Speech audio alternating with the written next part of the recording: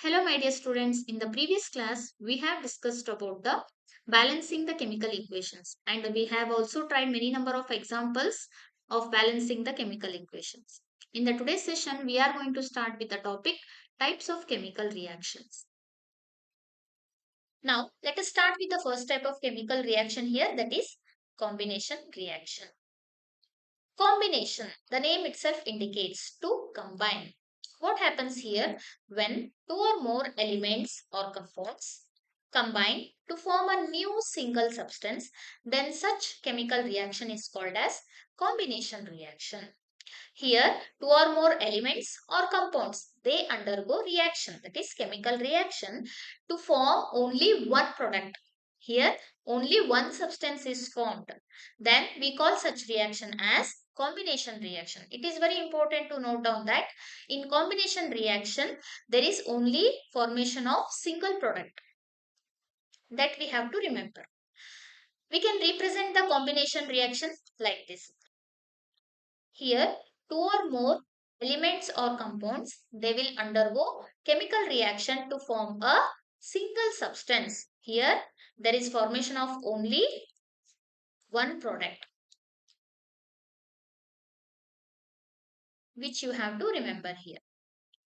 Now, let us understand the combination reaction with the help of example here. That is formation of calcium hydroxide.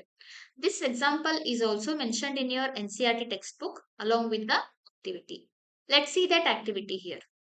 Take some quicklime, that is calcium oxide, in a beaker and pour 10 ml of water over quicklime slowly into the beaker. You have to take the beaker here.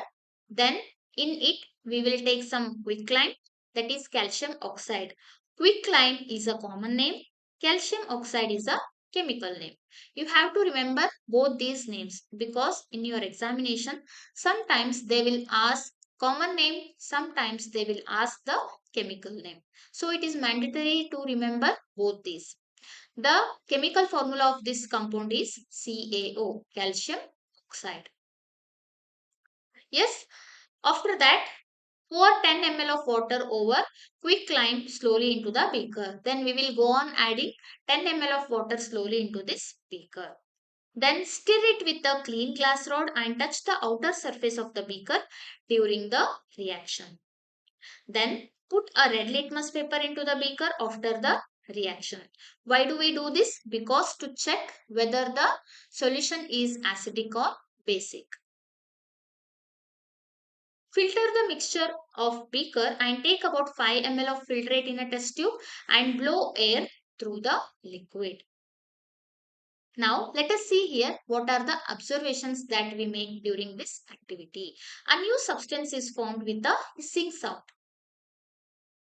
Once the reaction takes place in this beaker, a new substance is formed with the hissing sound. Then again, what are the observations that you make here? Outer surface of the beaker is hot. When you touch this beaker with your hands, you will feel hot, which means heat is liberated during the reaction. That means the reaction is exothermic. The reaction which takes place by the liberation of heat is called as exothermic reaction. The reaction is exothermic. Exo means out. Thermic, heat. Heat energy is liberated. Then red litmus paper turns blue. What is litmus paper? It is an indicator which is used to test acidity or basicity of a solution. Once the reaction takes place, we will get the product. We are going to check that solution with the help of red litmus paper. It will turn blue, which means it is basic in nature. The solution that is formed here is basic in nature. The red litmus paper will turn blue when the solution is basic. When the blue litmus paper is turned red, then that solution is acidic in nature. You have also learnt it in your class 7. Yes? Next, on passing the carbon dioxide through the clear filtrate, it will turn milky. These are some observations we make during the activity. Now we are going to get the conclusion through this activity and observation. What are the conclusion that we make here is Quicklime reacts with water to form a new substance. The new substance formed is calcium hydroxide. Here we had taken the calcium oxide and we have made it to react with water. Once these two react with each other, there is a formation of calcium hydroxide. This is a new substance that is formed. As heat is evolved during the reaction between water and quicklime is exothermic. As I have already explained you, when the heat is liberated during the reaction, we call such reactions as exothermic reaction. Then the new substance that is formed is basic in nature. We know about acids and bases. As we have tested this solution with the help of red litmus paper, it has turned blue in color. Because of that, we will come to know that the calcium hydroxide is basic in nature. What is the reaction that has taken place here? This is calcium oxide reacted with water to form calcium hydroxide. It is also called as slaked lime. As I have already said you have to remember both the common name and chemical name.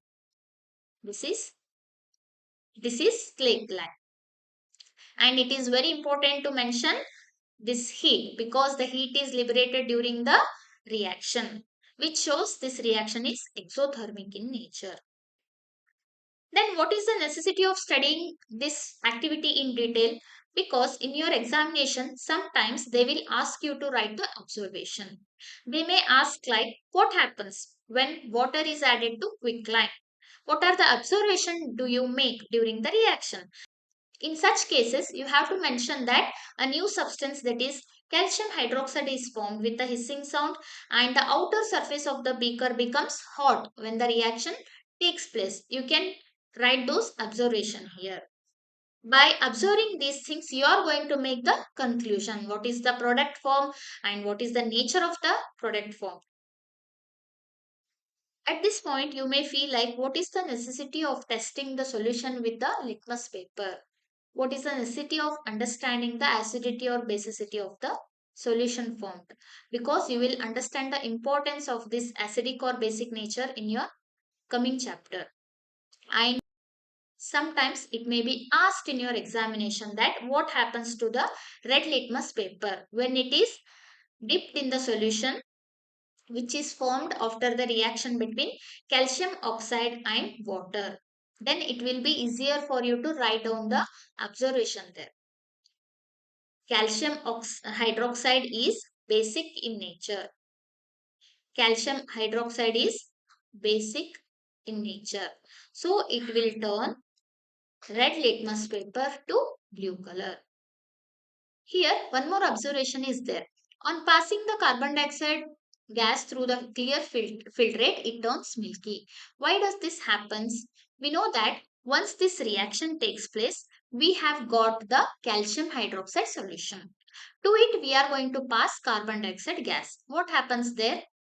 This calcium hydroxide reacts with carbon dioxide gas to form calcium carbonate plus water.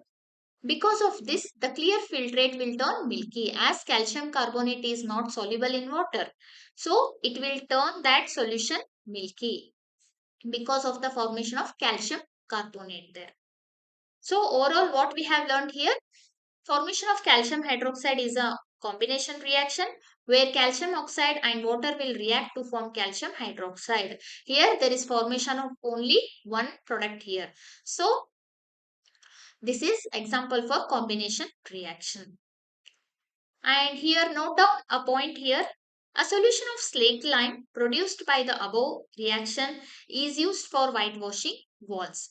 Calcium hydroxide reacts slowly with the carbon dioxide in air to form a thin layer of calcium carbonate on the walls. Calcium carbonate is formed after 2 to 3 days of whitewashing and gives a shiny finish to the walls.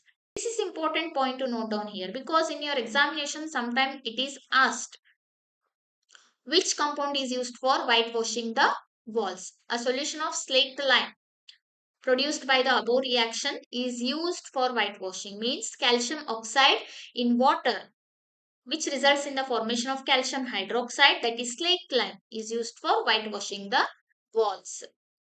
Then this calcium hydroxide will react with slowly carbon dioxide in the air to form a thin layer of calcium carbonate.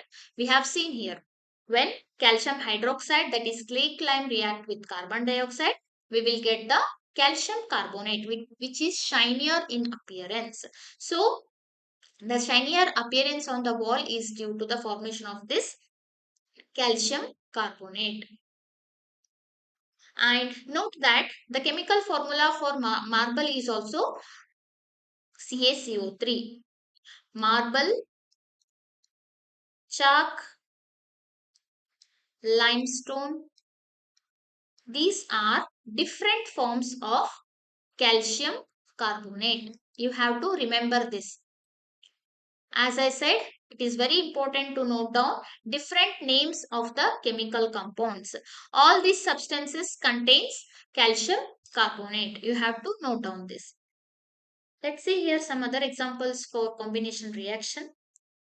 Carbon reacts with oxygen to form carbon dioxide gas. This is the combination reaction where there is formation of only one product here. Then formation of water from hydrogen and oxygen. Hydrogen is gas, oxygen gas to form water. This is also the combination reaction. Remember that in combination reaction we will get only one product. This is all about the combination reaction. And in the previous example of formation of calcium hydroxide, we have seen the heat energy is liberated during the reaction. And we call such reaction as exothermic reaction. See here, how do we define the exothermic reactions? The reactions which occur with the evolution of heat are called as exothermic reaction. There are different examples for exothermic reactions like burning of natural gas. Here, methane burns in the presence of oxygen to form carbon dioxide, water along with the liberation of energy. So, this reaction is an example for exothermic reaction as heat is liberated during the reaction. Then another one example, the decomposition of vegetable matter into compost is also an example for exothermic reaction. When the vegetable matter undergo decomposition by the bacteria to form compost, there is a liberation of heat there. So we call that reaction as exothermic reaction. Then respiration is also an exothermic process because how does the respiration actually takes place? We know that when we eat food like rice, potatoes, bread, they all contain carbohydrates. These carbohydrates are broken down to form glucose during digestion. During the digestion, the complex carbohydrates hydrates are broken down to form glucose. And this glucose which is formed after the digestion, it will combine with oxygen in the cells of our body and provides energy. This process is called as respiration. So, respiration is an exothermic process. It is also important point to note down because all these examples are mentioned in your syllabus. See here, the glucose which is formed as a product of digestion, it will combine with the oxygen present in our cells to form oxygen, water along with the energy. We get energy from the food in this way. Please remember all these examples of exothermic reaction.